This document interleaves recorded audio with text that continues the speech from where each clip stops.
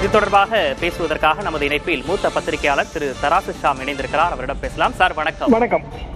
சட்டமன்ற தேர்தல் களம் ஒருபுறம் சூடுபிடித்திருக்கக்கூடிய நிலையில மாநிலங்களவைக்கான அந்த தேர்தல் தேதியும் அறிவிக்கப்பட்டிருக்கிறது. 6 இடங்கள், அதில் 4 திமுக, 2 அதிமுக செல்வதற்கான வாய்ப்புகள் இருக்கு. ஏற்கனவே கூட்டணி கட்சிகள் ராஜ்யசபா சீட் கோரி வரக்கூடிய நிலையில் இது புதிய சவாலா இருக்குமா? புதிய சவாலாக அதிமுகவுக்கும் இருக்கும், திமுகவுக்கும் இருக்கும். என்ன காரணம்னா, திமுக காங்கிரஸ் கட்சி முடிவு நேற்றைக்கு வேணுகோபால் சொல்லியிருந்தாரு. ஆனாலும் கூட காங்கிரஸ் கட்சியின் முடிவு இன்னமும் தெளிவாக இல்லைங்கிறதா என்னை போன்றவர்களின் கருத்து. காங்கிரஸ் கட்சிக்காரர்களுக்கென்று ஒரு ஆசை இருக்கும் என்கிற ரீதியில வேணுகோபால் நேற்றைக்கு தெரிவித்திருந்தார். இன்னைக்கு ஹிந்து பத்திரிகை தலைங்க கூட அதை விரிவாக எழுதியிருந்தார்கள். காங்கிரஸ் மேலிடம் என்ன முடிவு எடுக்க போயிருதுன்னு தெரியல. அப்படின்னா அவங்களோட எம்எல்ஏக்கள் அவங்க என்ன முடிவு எடுக்க போறாங்க? ஆனால் அவர்களுக்கு வேறு வழி இல்லை. காரணம், தாவேக்காவோட சேர்ந்தாலும் தாவேக்கா சார்பாக ராஜ்யசபா வருவதற்கு வழி இல்லை. அப்படி என்றால் காங்கிரஸ் கட்சிக்கு 18 எம்எல்ஏக்கள் இருக்கிறார்கள். காங்கிரஸ் கட்சி எம்எல்ஏக்களில் பிளவு ஏற்படுவதற்கும் வாய்ப்பு இருக்கிறது.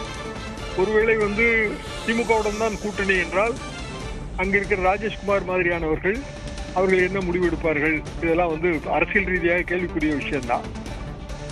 அதே நேரத்தில் அதிமுகவுக்கான பிரச்சனை என்னன்னா, அவங்க தேமுதிகவுக்கு ஏற்கனவே ஒரு சீட் 2026 அலாட் பண்றதா சொல்லியிருந்தாங்க. ஆனா இப்ப அவங்களுக்கு இருக்கிறதே 2 சீட்டு தான். ஒண்ணு பாமகவுக்கு ஆல்ரெடி கமிட்டடு, இன்னொரு சீட்டையும் தேமுதிகவுக்கு கொடுத்துட்டாங்க. அப்படின்னா அதிமுக நண்பர்களுக்கே வாய்ப்பு இல்லை. இப்ப செம்மொழி மாதிரியான சீனியர்கள் அவங்க போன முறையே அவர்கள் ராஜ்யசபா சீட்டு எதிர்பார்த்தார்கள். இந்த மாதிரி 2ஐயும் தூக்கி கொடுப்பது கடினமாக இருக்கும். அசம்பிளியோட டோட்டல் ஸ்ட்ரென்த் மாறி இருக்கு. மனோஜ் பாண்டியன் ராஜினாமா, வைத்திலிங்க ராஜினாமா, மரணங்கள் இதுல மாறி இருக்கு. அப்போ 34 68 எம்எல்ஏக்கள் ஆதரவு அதிமுக வேட்பாளருக்கு வேண்டும் என்றால் அவர்கள் பாமக ஓட்டை நம்பணும். பாமக ஒரு பிளவு இருக்கு, அதுல 2 எம்எல்ஏக்கள் வேற மாதிரி இருக்கிறாங்க. பிஜேபி ஓட்டு அப்படியே 4 ஓட்டு அப்படியே தெளிவா இருக்கு. எல்லாவற்றையும் சேர்த்து கால்குலேட் பண்ண வேண்டிய ஒரு கட்டாயம் இருக்கு. இதுவரைக்கும் ராஜ்யசபா தேர்தல் தமிழ்நாட்டில் சமீபத்தில் தேர்தல் நடந்ததில்லை. எம்ஜிஆர் காலத்தில் ஒரு முறை நடந்திருக்கிறது. அப்படின்னா ஃபர்ஸ்ட் ப்ரிஃபரன்ஸ் ஓட்டு, அந்த ஓட்டுல கண்டிப்பாக 5 எம்பிக்கள் தேர்வு செய்யப்பட்டு விடுவார்கள். 6ல் 5. அந்த ஒரு எம்பி பதவிக்கு போட்டி வந்தால், அதாவது 6 எம்பி பதவி காலி, 6 வேட்புமனு பெறப்பட்டால் பிரச்சனை கிடையாது, தேர்தல் கிடையாது. 7 வேட்புமனு பெறப்பட்டால் அதற்கு செகண்ட் ப்ரிஃபரன்ஸ் ஓட்டை கால்குலேட் பண்ணணும். செகண்ட் ப்ரிஃபரன்ஸ் ஓட்டு போடுறதுக்கே பயிற்சி கொடுக்கணுங்க. அதுவே ஒரு பெரிய வேலை. ஆக மொத்தத்துல ராஜ்யசபா தேர்தல் களமும் ரொம்ப பரபரப்பாக சட்டமன்ற தேர்தல் களம் மாதிரி சூடு பிடித்துத்தான் காணப்படும் என்று நான் கருதுகிறேன்.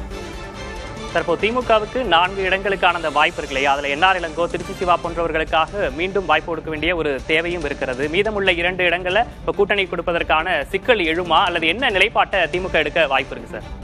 திமுக நிலைப்பாட்டுல காங்கிரஸ் கட்சி ஒரு ராஜ்யசபா சீட்டு கேட்கிறது, அது அனைவருக்குமே தெரியும்.